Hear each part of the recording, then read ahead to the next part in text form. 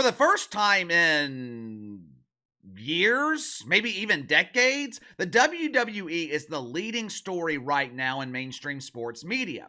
Right now, this news in the WWE, it's bigger than anything breaking in the NFL, damn sure bigger than what's happening right now in the NBA. I received several emails last night regarding the NFL and their special announcement of the third annual Pride Night celebration, which is going to take place during the week of the Super Bowl. We have started a new tradition in the NFL. Super Bowl week will be renamed Pride Week. Yeah, that news pales in comparison to what's going on right now with the WWE. For over 30 years, Monday Night Raw, it has been the flagship program on USA Network. Now, sure, they had a brief partnership with TNN for a while, but for the most part, USA Network, it has been the home of the WWE's flagship show throughout my lifetime. One thing about Vince McMahon, he has always been a visionary. He's always been ahead of the curve. Back in the 1980s, professional wrestling, it was separated into regional territories with these unwritten rules about running shows in someone else's region. Vince McMahon decided he was going to take the WWF national. People thought he was insane. They predicted that he would go out of business. But Vince McMahon saw the future. At the time, the future was cable television. In the mid to late 90s, Vince McMahon completely overhauled his programming. Doink the Clown, gone. Duke the Dumpster Droese, gone. Although the Dumpster ended up being fine. He carved out a nice career in the WNBA dump. T.L. Hopper, some doofus plumber whose finishing move was the plunger, gone. Vince McMahon replaced these characters with more true-to-life characters, more reality-based characters. In the late 90s, WWF programming was edgy. There was cursing and sexual innuendos. More importantly, it fit with the times. Vince McMahon was heavily criticized for it. Mainstream media was pressuring USA Network to remove the WWF from the network. What ended up happening? The biggest boom in the history of the WWF. They had never recaptured that level of mainstream interest. 2014, Vince McMahon launches the WWE Network, another move that was completely ahead of the curve. Now, I don't know how involved Vince McMahon is with the WWE today. Think he retired, but it would not surprise me if he is still heavily involved with the decision making behind the scenes. Because the announcement that the WWE made this morning, this move has the fingerprints of Vince McMahon written all over it. The WWE, they announced this morning that Monday Night Raw, it was leaving USA Network and it's going to be available exclusively on Netflix. January 2025, WWE's flagship program only available on Netflix. Now, this announcement, it has caused rampant speculation throughout the mainstream media. Headline at USA Today: WWE $5 billion Netflix deal means most of the sports you love will be streaming soon. Casey, was this article written by Mike Freeman? No, although Mike does seem like one of those 50-year-old dudes who still believes the WWE is real. This particular article, though, it was written by some dude I'd never heard of. The insinuation is, since the WWE is moving their flagship show to Netflix, leagues like the NFL and NBA will follow suit. I understand how USA Today came to this premise. The NFL's been flirting with streaming over the last couple of years. NBA's broadcast rights are up for renewal. According to USA Today, very soon, NFL, NBA, they are going to abandon linear television and fully embrace the streaming model.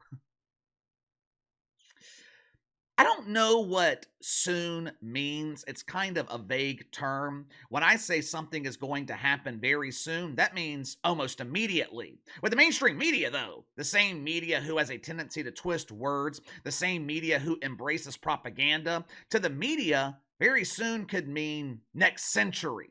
But for the sake of argument, I'll assume use of the word soon means the NFL, NBA. They will be exclusively streaming in the next, let's call it 3 to 5 years.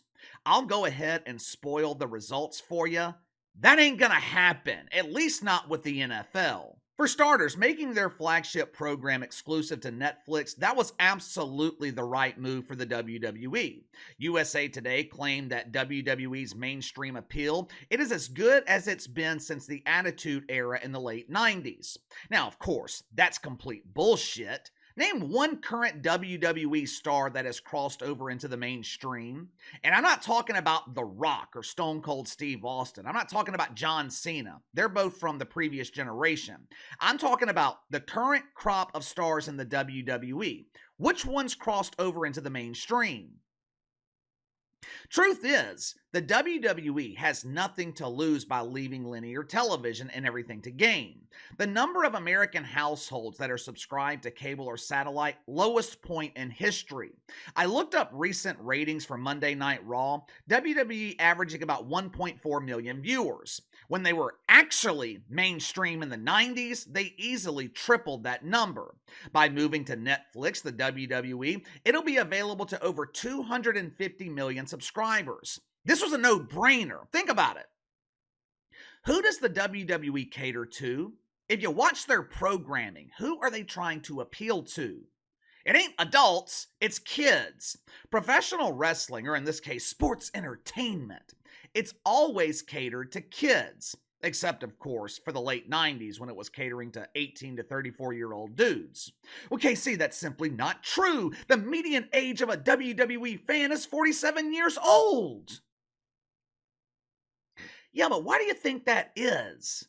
Over the last decade, the median age of a WWE fan, it has risen dramatically. Why?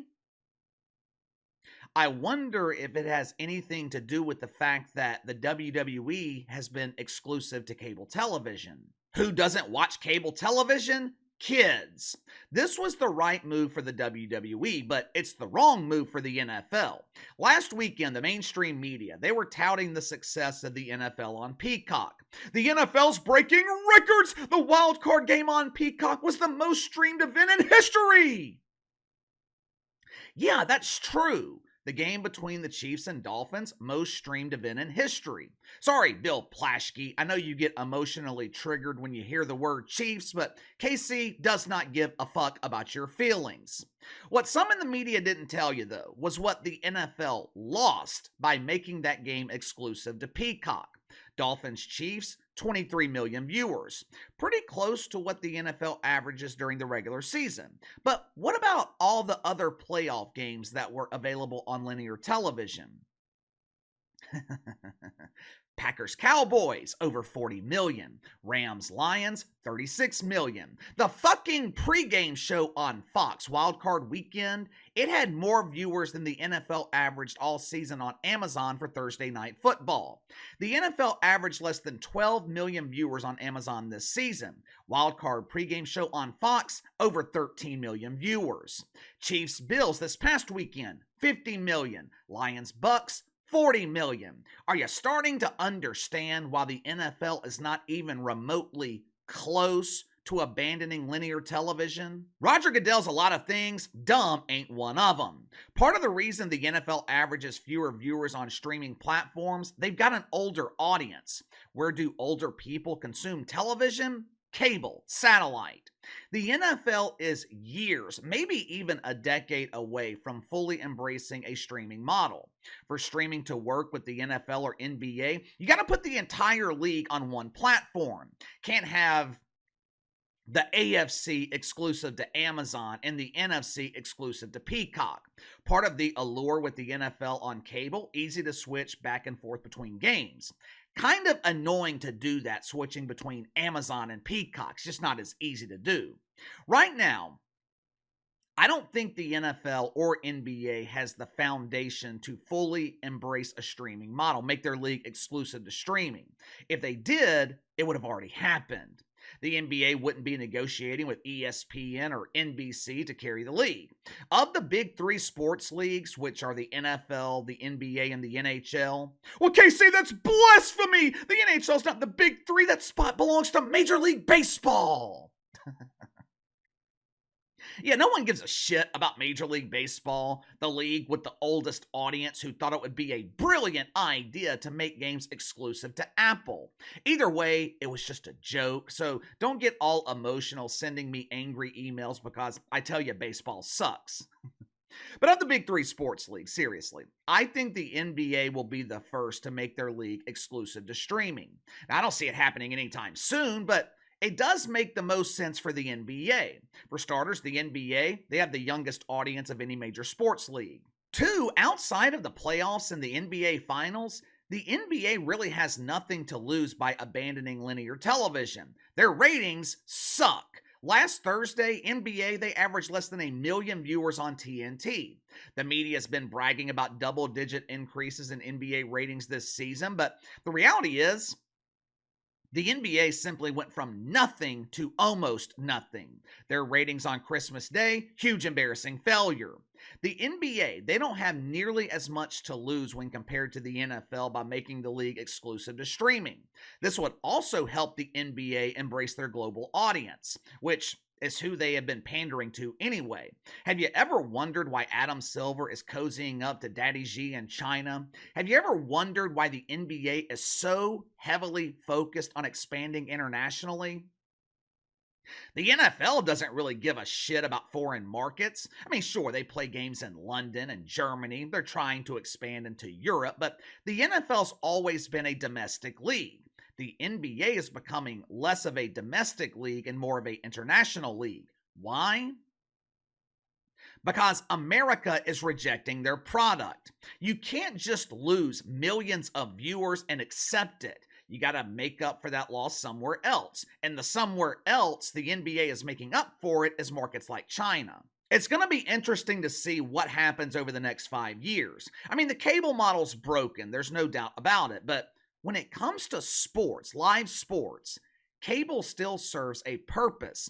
Hell, sports is the only thing keeping cable alive.